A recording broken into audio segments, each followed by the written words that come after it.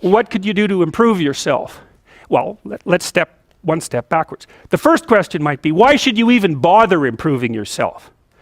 And I think the answer to that is something like, so you don't suffer any more stupidly than you have to.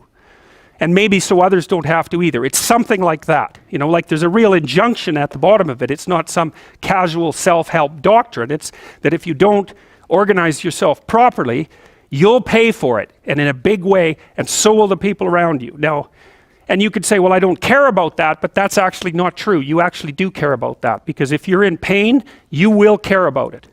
And so you do care about it, even if it's just that negative way, you know. It's very rare that you can find someone who's in excruciating pain who would ever say, well, it would be no better if I was out of this. It's sort of pain is one of those things that brings the idea that it would be better if it didn't exist along with it. It's incontrovertible. So you get your act together so that there isn't any more stupid pain around you than necessary. Well, so then the question might be, well, how would you go about getting your act together? And the answer to that, and this is a phenomenological idea too, it's something like, look around for something that bothers you and see if you can fix it. So now you think, well, let's say you go into you can do this in a room. It's quite fun to do it just when you're sitting in a room, like a room, maybe your bedroom. You can sit there and just sort of meditate on it and think, okay, if I wanted to spend 10 minutes making this room better, what would I have to do? And you have to ask yourself that, right? It's not a command, it's like a genuine question.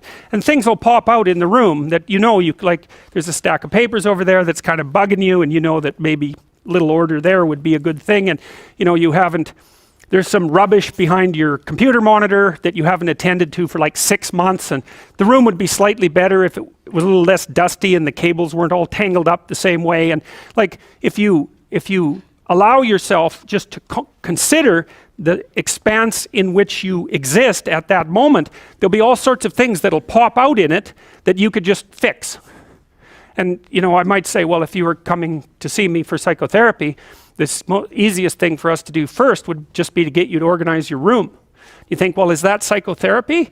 And the answer is, well, it depends on how you conceive the limits of your being. And I would say, start where you can start. You know, if something announces itself to you, which is a strange way of thinking about it, as in need of repair, that you could repair, then hey, fix it. You fix 100 things like that, your life will be a lot different. Now, I often tell people too, fix the things you repeat every day, because people tend to think of those as trivial, right? You get up, you brush your teeth, you have your breakfast, you know, you have your routines that you go through every day. Well, those probably constitute 50% of your life. And people think, well, they're mundane, I don't need to pay attention to them. It's like, no, that's exactly wrong. The things you do every day, those are the most important things you do. Hands down. All you have to do is do the arithmetic. You figure it out right away. So 100 adjustments to your broader domain of being, and there's a lot less rubbish around, and a lot fewer traps for you to step into.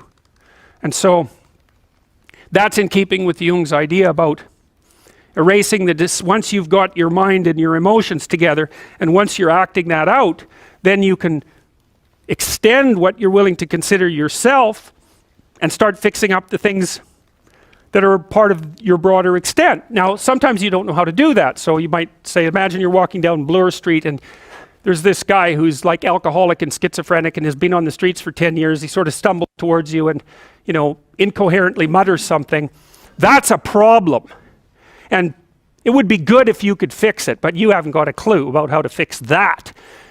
You just walk around that and go find something that you could fix, because if you muck about in that, not only is it unlikely that you'll help that person, it's very likely that you'll get hurt yourself. So, you know, just because while you're experiencing things announce themselves as in need of repair doesn't mean that it's you right then and there that should repair them. You have to have some humility. You know, you don't walk up to a helicopter that isn't working and just start tinkering away with it. You have to stay within your domain of competence. But most of the time, if people look at their lives, you know, it's a very interesting thing to do. I like the idea of the room, because you can do that at the drop of a hat. You know, you go back to where you live and sit down and think, okay, I'm going to make this place better for half an hour. What should I do? And you have to ask. And things will just pop up like mad. And it's partly because your mind is a very strange thing. As soon as you give it a name, a genuine aim, it'll reconfigure the world in keeping with that aim. That's actually how you see to begin with. And so if you set it a task, especially, you have to be genuine about it, which is why you have to bring your thoughts and emotions together, and then you have to get them in your body so you're acting consistently. You have to be genuine about the aim, but once you aim, the world will reconfigure itself around that aim, which is very strange. And it's technically true.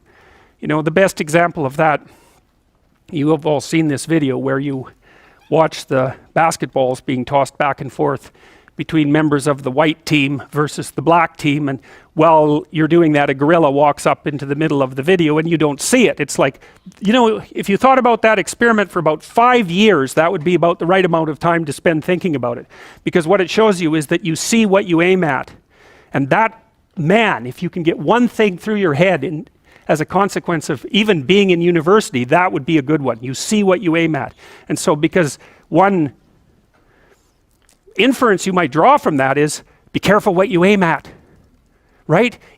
What you aim at determines the way the world manifests itself to you. And so if the world is manifesting itself in a very negative way, one thing to ask is, are you aiming at the right thing? Now, you know, I'm not trying to reduce everybody's problems to an improper aim. People get cut off at the knees for all sorts of reasons. You know, they get sick, they have accidents. There's a random element to being, that's for sure. And so you don't want to take anything, even that particular phrase, too far. You want to bind it with the fact that random things do happen to people, but it's still a great thing to ask. That's the end of the video. I hope you learned something. If you want more, subscribe so you don't miss a video, and comment down below your thoughts. Bye.